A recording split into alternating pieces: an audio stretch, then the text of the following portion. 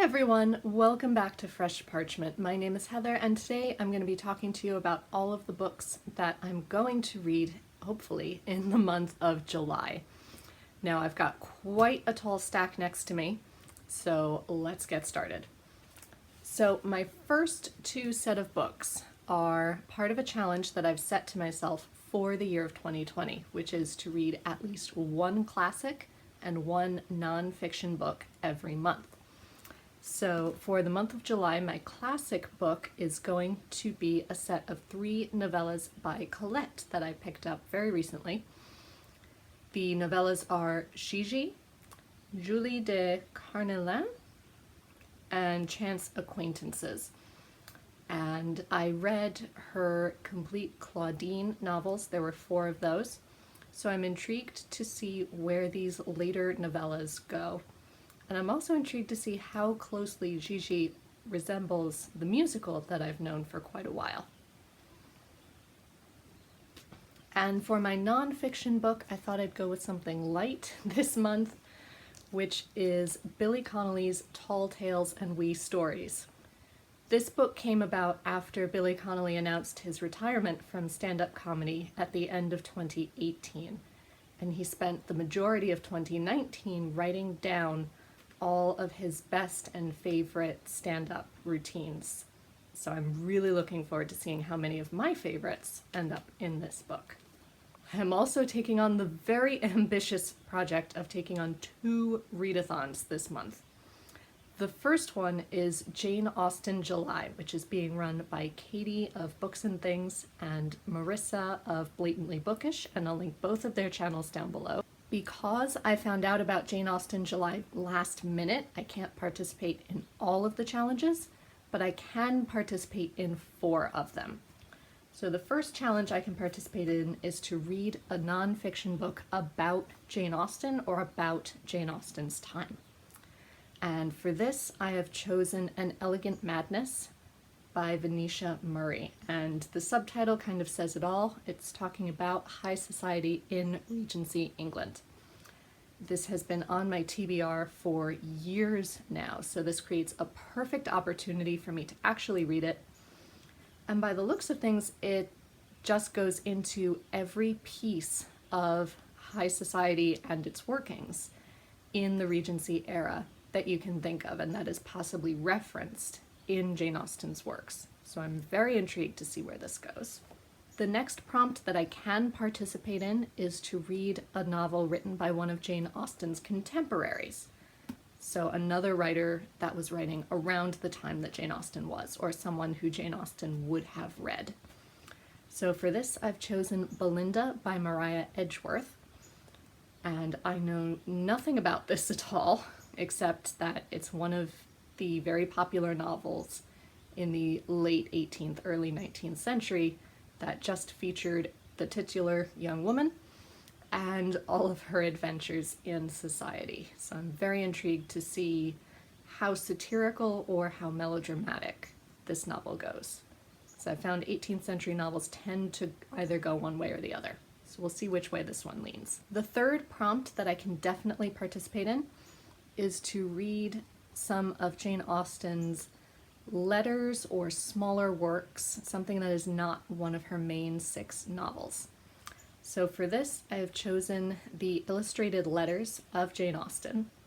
Now, I read through a full collection of her letters a few years ago, and I still have that volume, but what I loved about this volume is it has selected letters, but the illustrations aren't just illustrating her letters, they are illustrating what the countryside and what Bath might have looked like at the time.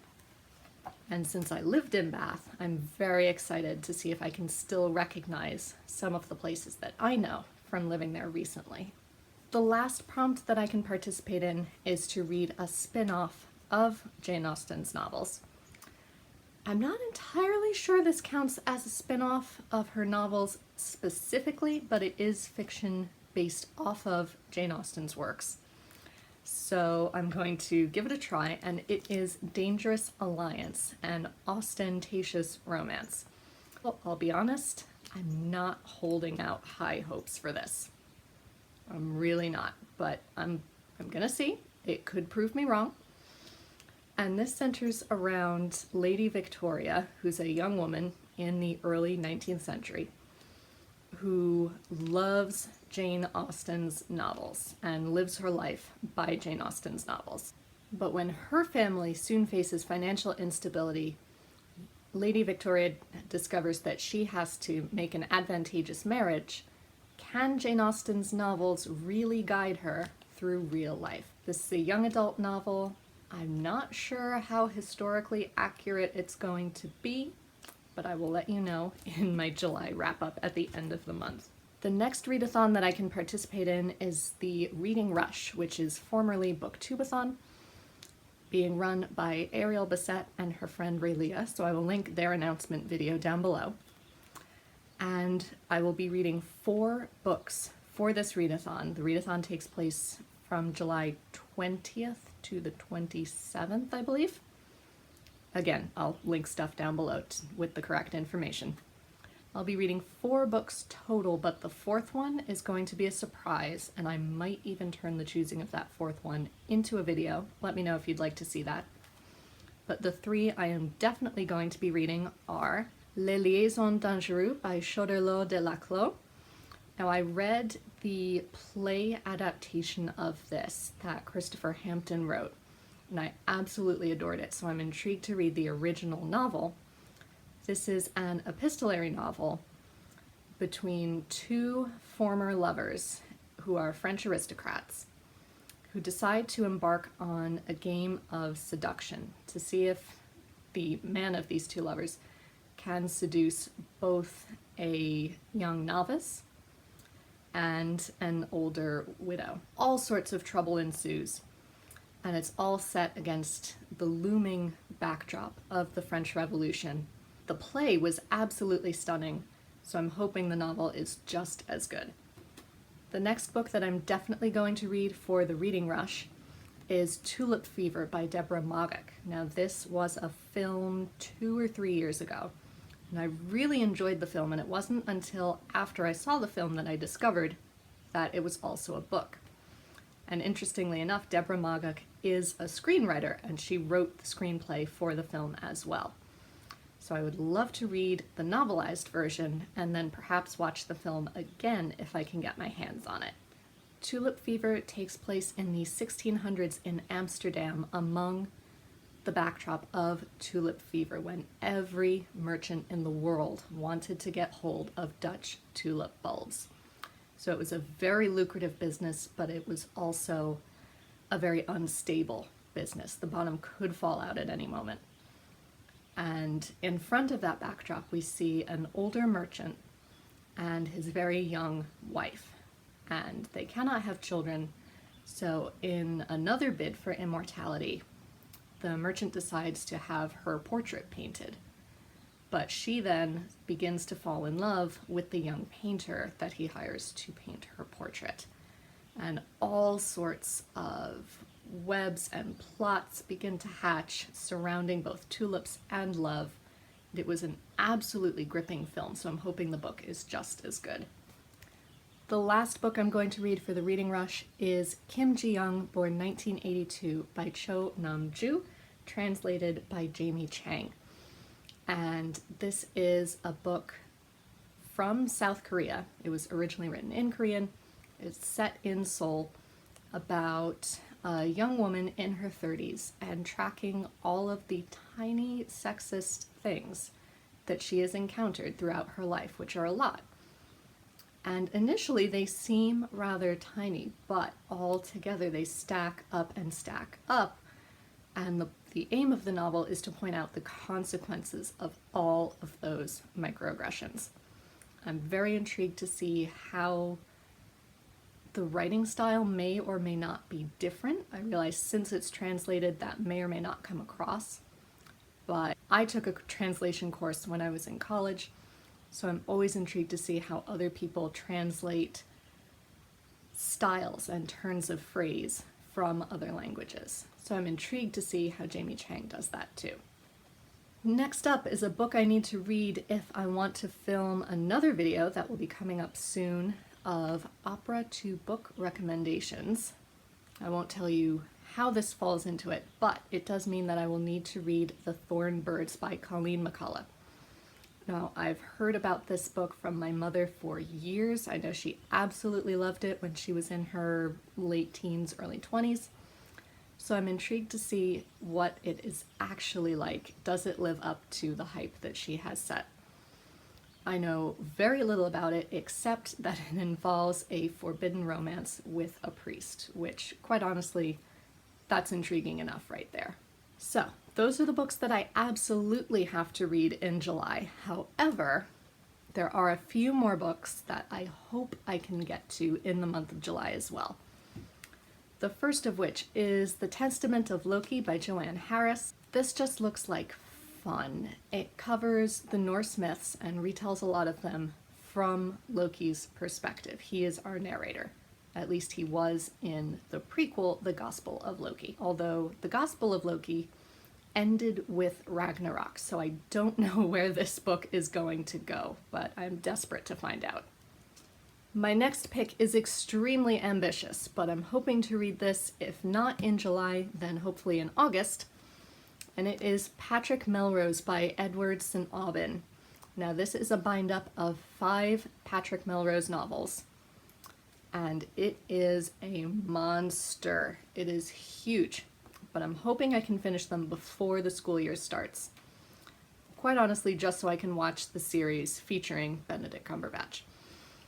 And the novels follow Patrick Melrose from his childhood, where he suffers both not malintentioned neglect, but neglect enough that it affects him, as well as sexual abuse, and then follows him as he grows up and becomes a very successful businessman, but also falls prey to many demons and substance abuse. And how he deals with, or doesn't deal with, those demons. I don't know how it turns out. Next up is another ambitious pick, but I'm hoping I can also get to it this summer, because it just feels like a summer read, which is Lair of Dreams by Libba Bray. I read The Diviners 2 summers ago, and I really loved it. I finally managed to get my hands on the sequel, so I'm really hoping I can read this at some point, but it is also a monster of a book.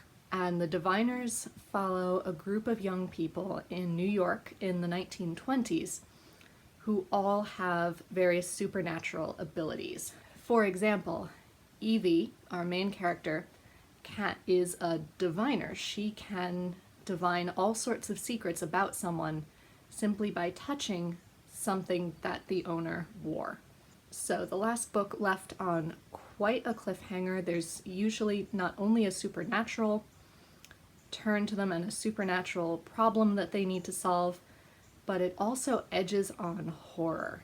So I'm intrigued to see where this one goes, if it sticks to more of the horror or more of the supernatural, or will Libba Bray continue to combine the two as she so often does. Lastly are 2 books that, again, I hope to get to over the summer just to diversify my shelves a little bit. The first is The Skin I'm In by Sharon Flake, which my friend Veronica very kindly lent me, which is a middle grade book about a young girl who's in school who is Black, and her teacher has a very unusual skin condition. They don't say what the name of the condition is, but it means that her teacher has bright white patches on her skin. And so Malika uses this teacher as an example, thinking, well, if Miss Saunders can love her skin, can I also learn to love mine? It sounds very powerful, very moving, and I hope to get to this before school starts at the end of August. And lastly, the book that I might get to in July, if not, it will be moved up a month, is The Bluest Eye by Toni Morrison. Now, I have 2 Toni Morrison books on my TBR, but I've never read any of her work before. So I thought The Bluest Eye would be a good place to start to see if I like her style, and if she does, I will move on to Beloved. So The Bluest Eye follows similar themes to The Skin I'm in that it also follows a young Black girl who longs to have blonde hair and blue eyes so that she can be considered beautiful, and it's about her dealing with those very unfair and very racist beauty standards. And again, it sounds very, very moving. It's a classic for a reason, so I'm really hoping I get to it and love it as much as I hope I do. So that is it. That is my TBR for the month of July. Tune in again at the end of the month to see how many of these books I actually managed to read and what I thought of them. Until then, stay safe, stay well, and happy reading. Bye everyone.